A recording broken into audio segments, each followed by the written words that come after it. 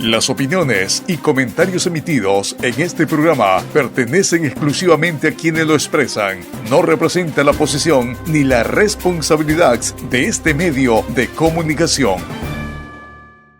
A través de la señal digital de Zafiro Play. Bienvenidos a Visión País, 11ª edición. Soy Fernando Villasís. Y mientras el país debate diagnósticos, cuentas, cifras dolorosas, productos de un tsunami de criminalidad que atraviesa la patria, gracias a un legado de la narcopolítica y que mantiene en zozobra a toda una nación, y también gracias a la ineptitud de quienes deberían de dar solución a tanta caos, nosotros intentamos lograr con la aportación de un grano de arena a un posible diagnóstico para comenzar a buscar la verdad y a la aplicación de reales soluciones. Es por esto que buscamos la opinión respetable y segura de personajes que contribuyan a despejar esta neblina de impunidad que tal parece beneficiar a muchos. Comenzamos. Hoy tenemos como invitado especial al doctor Augusto Tandazo Borrero, casado con la ilustre dama Bachita Beltrán Borrero, doctor en jurisprudencia, analista político, experto petrolero, historiador, con una edad ya seria y con una experiencia indiscutible, al cual damos hoy la bienvenida. Doctor Augusto Tandazo, un gran abrazo, bienvenido a Zafiro Play y a este programa Visión País. Palabras de bienvenida para los videoescuchas. Los micrófonos son suyos. Gracias, muy amable por ponerme en contacto con la ciudadanía y a las órdenes para cualquier pregunta. Bien, el tema de hoy es bien amplio, pero vamos a fijarnos por el momento en dos, que de ahí podríamos ampliarnos más. Nos gustaría mucho, a pesar de que el tiempo es una camisa de fuerza. El caso Godoy y el caso Goliat. Primero, caso Godoy. Con el permiso de la audiencia y del invitado haré un brevísimo análisis. Trata sobre el doctor Mario Godoy Naranjo, expresidente de la Judicatura del Ecuador. Un 19 de septiembre de 2025, en una sesión que ahora vuelve centro del debate público, 4 consejeros del Consejo de la Participación Ciudadana y Control Social votaron a favor de su designación como presidente de la Judicatura. Los consejeros que respaldaron esta votación fueron Andrés Fantoni, Johanna Verdesoto, David Rosero y Yasmín Enríquez, eligiendo a Mario Godoy Naranjo presidente de la Judicatura del Ecuador. Según nuestro canal amigo Ecuavisa, el fiscal general encargado, Carlos Alarcón, ratificó que existen 2 expedientes que involucran a Godoy y que se tramitan como investigaciones reservadas. En ese contexto explicó que uno de los procesados se sustancia fuera de la Corte Nacional y que, además del presunto tráfico de influencias, incluye hipótesis penales más amplias como delincuencia organizada, fraude procesal e intimidación. En paralelo, el diario Amigo Expreso reportó una segunda investigación y ubicó el anuncio dentro de 2 indagaciones previas, una en la Unidad Nacional de Transparencia y Lucha contra la Corrupción por presunto tráfico de influencia y otra que, por el fuero de corte del exfuncionario, se concentraría en el despacho del titular del Ministerio Público y abarcaría sospechas muy graves. ¿Cuál sería su lectura, doctor Augusto Tandazo, sobre el caso Godoy? Los micrófonos son suyos. Un abrazo. Gracias, muy amable. A ver, el tema Godoy, primero hay que dejar claro en el país que no nos confundamos. El tema Godoy nada más que la punta del iceberg. No es que el caso Godoy es todo. Es nada más una muestra del estado de prostración de la corrupción que existe en el sistema judicial del Ecuador y en los sistemas de control de los órganos, aunque es repetitivo, de los órganos de control por parte del gobierno y de las instituciones públicas. Entonces, si usted me lo permite, voy a hacer una explicación muy Por breve, favor. pero muy rápida del caso Godoy. A ver, Godoy debuta en el caso Nubia Vera, en el caso Verónica Abada, cuando lleva un pendrive para presionar a Nubia Vera que saque una sentencia favorable al gobierno y desfavorable para Verónica Abada. Pero ¿con quién fue Mario Godoy? Esto es importante ver. Fue acompañado de Henry Gaibor, director provincial de Pichincha de la Judicatura, y de Jorge Carrillo, asesor del Consejo de la Judicatura, que son los 2 personajes que también los volvemos a ver en el caso del juez Carlos Serrano. Esto es increíble. Ahora, Godoy dice conocer a Gaibor durante el proceso de interpelación. Decía que conoce a Gaibor de lejos. ¿Cómo que lo conoce de lejos? si de la mano de él fueron a visitarla a Nubia Vera a entregarle un pendrive para que saque una sentencia pre elaborada. Eh, Aquí hay otro tema que es importante ver. La Constitución de la República del Ecuador establece que para la elección del Consejo de la Judicatura se presentarán las ternas por parte de las instituciones que tienen que presentar, las 5 instituciones.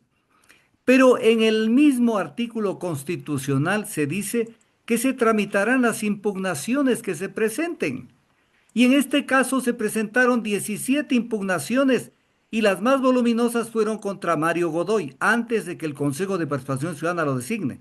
Les valió 4 pepinos al Consejo de Participación Ciudadana y sin embargo los eligieron a Mario Godoy, delegado de la Corte Nacional de Justicia, a Magali Ruiz de la Fiscalía General del Estado, a Alfredo Cuadros Añasco, delegado del Defensor Público, a Damián Larco Guamán, aquí viendo este nombrecito, Damián Larco Guamán, delegado de la Función Ejecutiva, y a Fabián Favara Gallardo, delegado de la Asamblea Nacional. O sea, aquí comencemos por allí. Estos 5 funcionarios no tienen por qué estar un segundo más en el Consejo de la Judicatura, porque no se permitió que se tramiten las impugnaciones ciudadanas. Por lo tanto, están allí fruto de la violación constitucional que se produjo para que puedan ser designados. Luego viene el caso, que hay que recordarlo, el caso del serbio narcotraficante Jasdimir Zerdan. En el 2014, este serbio fue procesado por narcotráfico en el Ecuador. Todo el Ecuador supo, y mucho más las personas que tienen que ver con la justicia. Y fue sentenciado, vino todo un proceso donde el juez Cristian Roca facilitó la prelibertad de este narcotraficante, sin embargo, de que ya cumplió algunos años en la cárcel. Y no voy a dedicarme, porque eso tendría que dedicarme a una entrevista mucho más extensa. El hecho es que, sabiendo quién era este narcotraficante serbio, la esposa de Godoy acepta ser parte de la defensa de este narcotraficante. Pero Y mientras Godoy era presidente. todavía no era, Allá. pero continuó con esto. Pero mire esto. El tema es grave porque cuando ya camina la indagación previa de este caso contra el narcotraficante, ya era y era presidente del Consejo de la Judicatura, Godoy, ya le cogió cuando era presidente en la primera designación. Y Y entonces seguramente la esposa se retiró del caso, ¿o no? no, no, espérenme un No. ratito, déjeme explicarle. Aquí le toman del pelo a todo el Ecuador. ¿En qué sentido? Que dicen, es que ella, antes de que se llegue al proceso penal, ella ya se retiró. Entonces viene la pregunta. O sea que cuando se tramita, en este caso, un abogado actúa en la fase de indagación previa, que es vital para que una persona entre o no a un proceso penal, que es vital. Ahí también hay defensa, no es que allí no hay defensa en la indagación previa. Claro, Y allí claro. actuaron el equipo jurídico de Godoy y de la abogada Ventimilla. Entonces, y después dice, ya nos retiramos, pero sigue recibiendo notificaciones. Si yo me retiro de un caso y sigo recibiendo notificaciones, entonces nuevamente activo a la judicatura y digo, señores, no Claro. me sigan mandando porque yo estoy fuera de este caso. Pero Totalmente además, cierto. esto me demoraría mucho en explicar. Del mismo equipo de ellos aparecieron los abogados que siguieron actuando en el caso de este narcotraficante. Pero es que este no era el único caso. No era el único caso, sino que, aparte de esto, habían defendido a Rasquiña y a Vito. Vito, el más grande narcotraficante que hubo en el Ecuador en ese momento antes de que lo extraditen a Estados Unidos.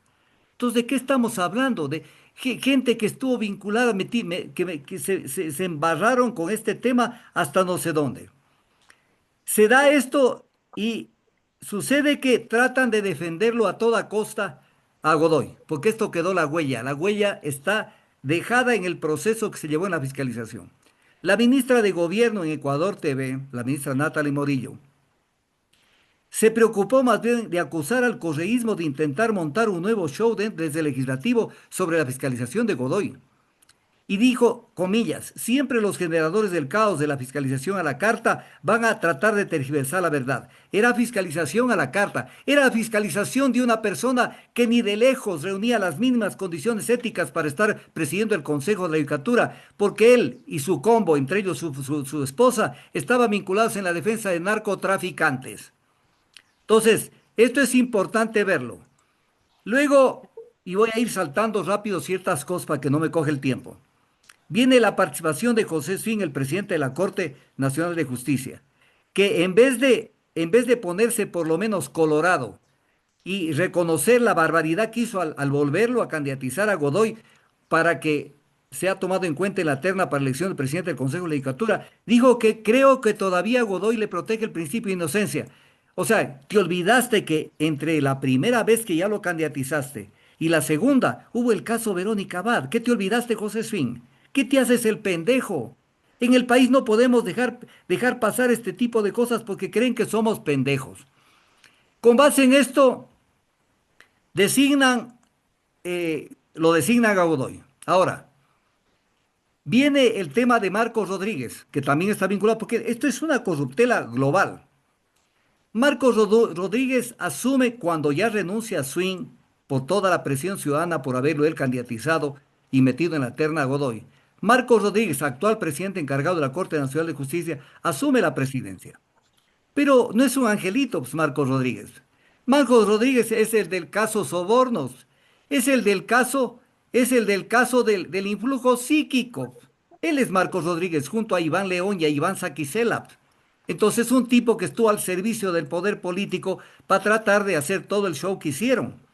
Entonces, tuvo que ver con este tema, tuvo que ver también con otros temas, tuvo que ver con el caso Odebrecht. Esto es importante. Con el caso de Odebrecht, cuando integró el Tribunal de Apelación y ratificó la sentencia de 6 años, ¿contra quiénes? Contra Glass y una cantidad de gente más, en donde también forzaron todo ese proceso para ver cómo beneficiaban al tema político, porque esa es la expresión más clara de lo que es el offer. Luego vino el caso Drub, en donde Marcos Rodríguez también participa en el Tribunal de Apelaciones y fue el que inclina la balanza a favor del sobreseimiento de un caso que todo el mundo supo que era una corruptela. Vino el caso de reconstrucción de Manabí y en eso participó directamente un caso en donde Jorge Glass se lo sentencia como coautor y la figura del coautor, de acuerdo al artículo 42 del Código Orgánico Integral Penal, solamente puede existir cuando hay una persona que como coautor colabora, coadyuva a un autor al cometimiento de un delito. Y es una sentencia donde hay dos coautores y no hay ningún autor. Eso es una tremenda estupidez lo que fue esa sentencia. Vino el juicio político contra Godoy. Hicieron mil y un trafacías para ver si Serrano no se presentaba, aunque sea por vía telemática, y en eso actuó de manera sospechosa el presidente de la Comisión de Fiscalización. Y de esa manera, sin embargo, vía telemática, ante la insistencia de Viviana Veloz, tuvo que presentarse vía telemática, vía virtual, Juan Carlos Serrano, el juez Carlos Serrano. Y se ratificó en la denuncia de que fue abordado por Gaibor, el hombre de confianza de Godoy, el presidente del Consejo Legislativo de Pichincha, quien le pidió que vea los argumentos de la defensa del narcotraficante, que ponga atención a los argumentos de la defensa, porque el de arriba está pidiendo. ¿Y quién era el de arriba? Godoy. Después de esto, cuando vieron que ya el tema estaba prácticamente que no lo podían salvar a Godoy, cometen una cosa que es sucia. O sea, cuando los interpelantes eran 5 de la Revolución Ciudadana, hacen aparecer para que Ana Belén Tapia de ADN sea la que haga la moción de la censura, lo cual era una tomadura del pelo, porque ellos no llevaron adelante el proceso. Entonces, mociona la censura. Pero al mocionar la censura, lo hace de manera absolutamente equivocada, pero a propósito, porque no es que se equivocan así nomás, porque invoca el numeral 3 del artículo 155 del Código Orgánico de la Función Judicial, que dice que se puede sancionar en este caso por la responsabilidad política a un vocal del Consejo de la Judicatura por manifiesta inoperancia en el cumplimiento de funciones. O sea, a Godoy lo sacan por inoperancia en no haberle facilitado la seguridad al juez Carlos Serrano. Pero viene una pregunta, ¿y por qué necesitaba seguridad el juez Carlos Serrano? Porque estaba perseguido y siendo amenazada su vida por un narcotraficante. Pues. Entonces el tema no era el tema per se de la seguridad, sino el tema del narcotraficante que estaban defendiendo. Y no invocaron, quien presentó la moción de censura, no invocó el numeral 1 del artículo 155 del Código Orgánico de la Función Judicial, que dice, intromisión en el ejercicio de las competencias propias de los jueces, fiscales y defensores que violan su independencia, que es lo que se dio. ¿Por qué no lo metieron esto de esta manera?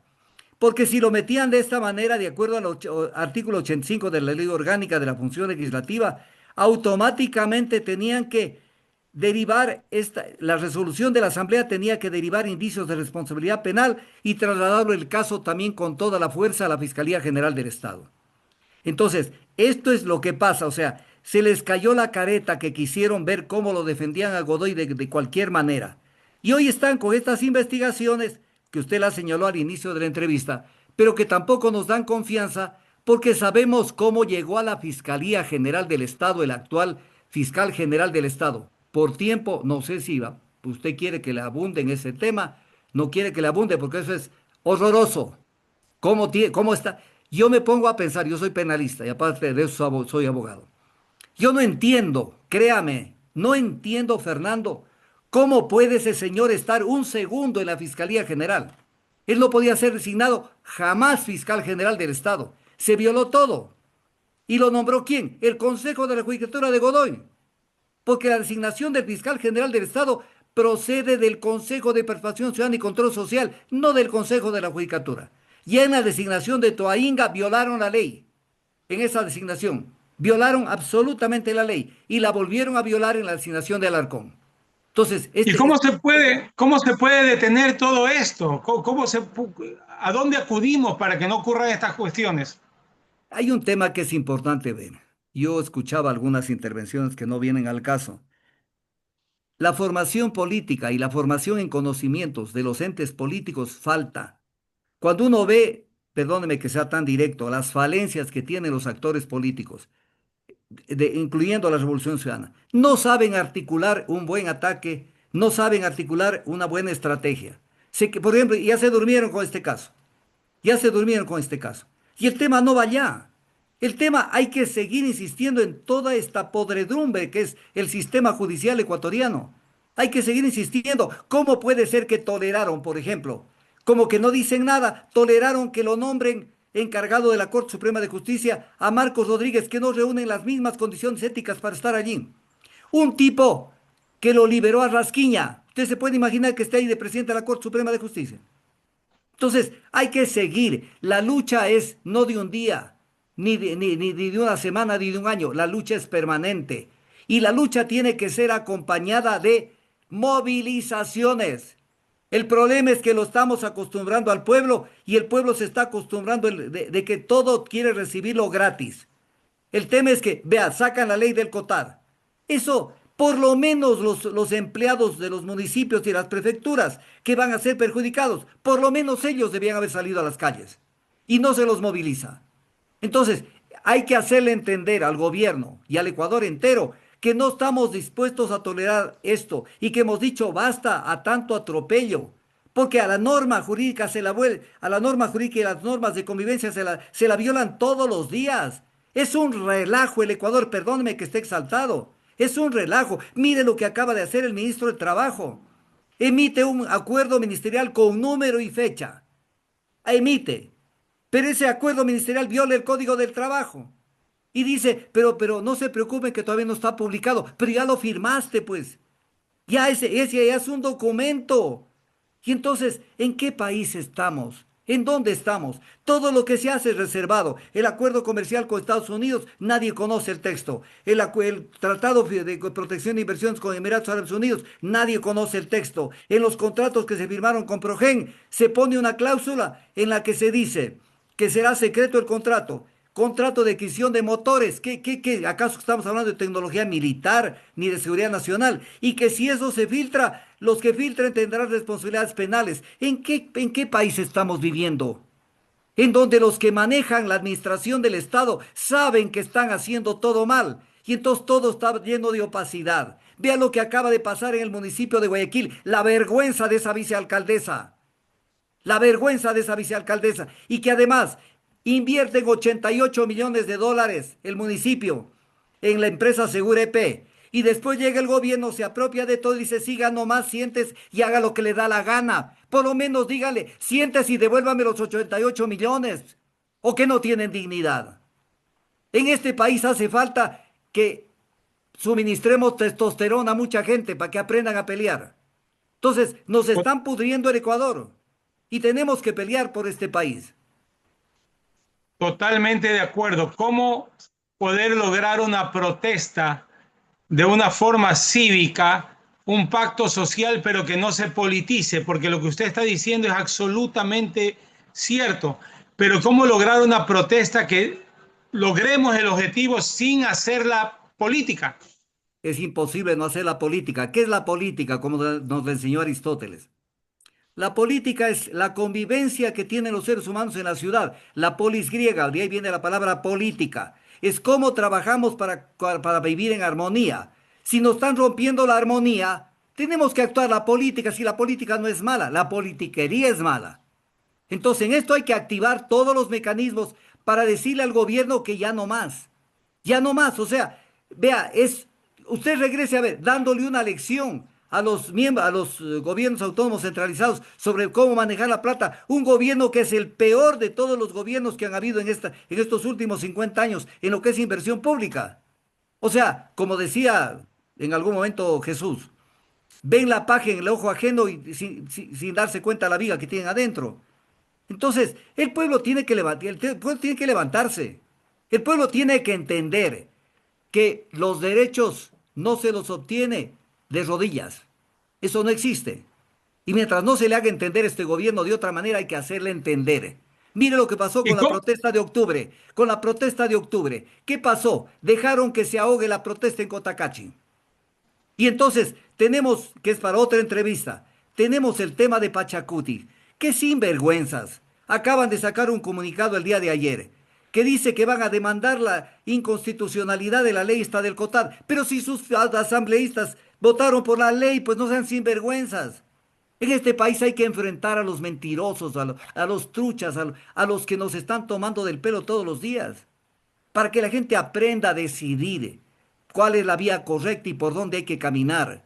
Entonces, esto hay que decirle basta al Ecuador porque es trafacía tras trafacía, mentira tras mentira. Y mientras tanto, estamos caminando sobre el propio terreno. El país no se mueve y no se soluciona absolutamente nada de los grandes problemas nacionales que tenemos. Y hablando de temas políticos y también penales, tratando de digerir algo como el tema Godoy, pasamos a la medida de las posibilidades al caso Goliada. Y asimismo, con el permiso de la audiencia y de usted, invitado ilustre, haré un brevísimo análisis. El caso Goliada trata sobre un proceso judicial penal en Ecuador, producto de una investigación por presunta delincuencia organizada con fines de lavado de activos y defraudación tributaria. El caso de gran notoriedad y de amplia cobertura mediática cuenta dentro de sus procesados al actual alcalde de Guayaquil, señor Aquiles Álvarez Enríquez, a su hermano, el presidente del Club Deportivo Barcelona, Antonio Álvarez Enríquez, y demás personas vinculadas con el municipio de Guayaquil.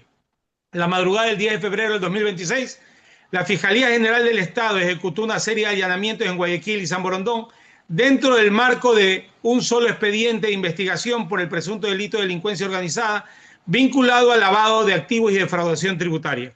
Dentro de los detenidos estaba el alcalde Aquiles Álvarez, así como familiares allegados y ligados al Barcelona Sporting Club y al municipio de Guayaquil.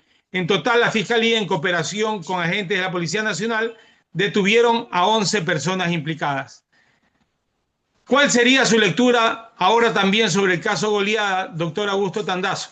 A ver, voy a comenzar por el último. Verá, cuando una persona abre la boca, denuncia y es parte del entramado en el hipotético caso que haya corrupción, no estoy diciendo que hay, tiene que ser procesado y se acoge al beneficio de la rebaja de la pena.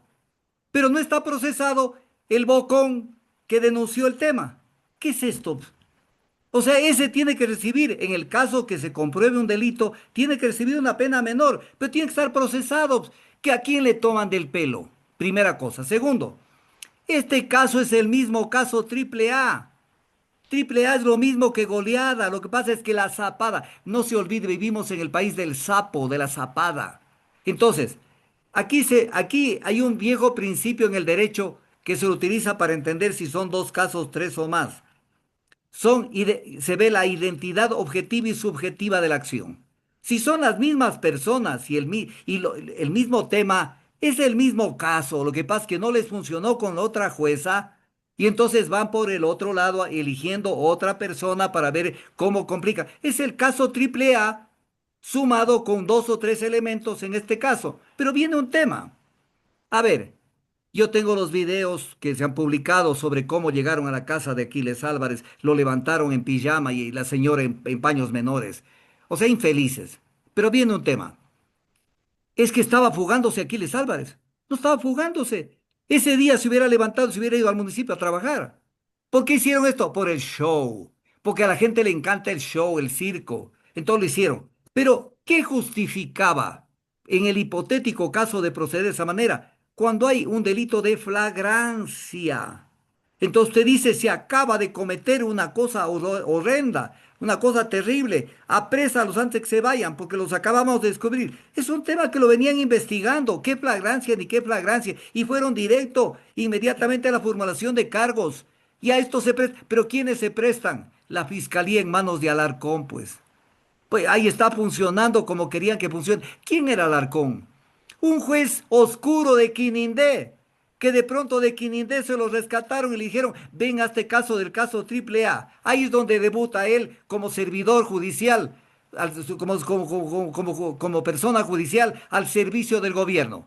Y entonces ahí lo rescatan y dicen, oye, este es bueno. Lo que le ordenamos hace, lo promueven y termina de fiscal general del Estado. Un subteniente terminó de comandante general del ejército. ¿Qué es eso?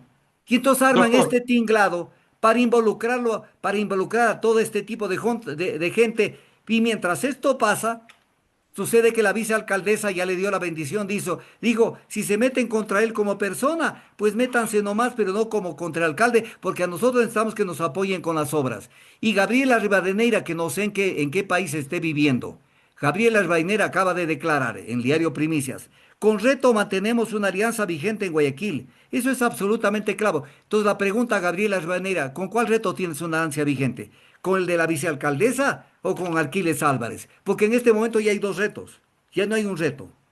Y entonces esto ya es hora de parar. Es hora de parar estos que se cambian de la camiseta, porque van con una camiseta y son electos. Y cuando están ya en el cargo, se viran y se ponen al servicio donde esté el poder económico. Entonces, en doctor, este país necesitamos baños de verdad todos los días. doctor, y si el caso triple A es exactamente igual al caso goleada, por la misma identidad objetiva y subjetiva que usted expresa, ¿y dónde queda el principio de que nadie puede ser juzgado dos veces por la misma causa? Pero les vale un pepino, mi amigo, si en este país, la constitución, perdóneme lo duro que le voy a decir, la constitución y las leyes están en el servicio higiénico para que sirva de papel. Les vale cuatro pepinos. Aquí Pero se entonces viola esto la puede ley ser, todos los días. pero entonces esto puede ser para llevarlo como vicio de nulidad a la Comisión Interamericana de Derechos Humanos y tumbarlo allá. Pero el problema que tenemos es que la gente se llena la boca diciendo la Corte Interamericana de Derechos Humanos. Mire, yo soy muy directo en las cosas, usted me va a conocer. Por ejemplo, Correa dice, yo voy a llevar esto a los tribunales internacionales, pero lleve, pues, hijo, No lleve, los lleva. pues, con la boca nomás. Yo llevo, yo llevo. Ve el caso Glass. Desde el punto de vista táctico, estratégico y jurídico, es facilísimo defenderlo. Es elemental. Usted lo vota, es soplando lo vota ese caso. Pero háganlo. Le voy a poner un ejemplo, si me regala 5 segundos. Verá, Claro, claro. de Los micrófonos son 500 suyos. y pico de proyectos, solo 11 fueron los cuestionados. Primero, no entendió el juez, y ahí está el presidente de la Corte Nacional de Justicia, no entendió que la ley que se dictó no solo era para la reconstrucción de Manabí, sino también para la reactivación de Manabí. Son dos cosas. Porque si ¿y esto qué tiene que ver con la reconstrucción? No tiene que ver con la reconstrucción, pero tiene que ver con la reactivación. Voy a ponerle un ejemplo. La vía Manta-Coliza, por ejemplo.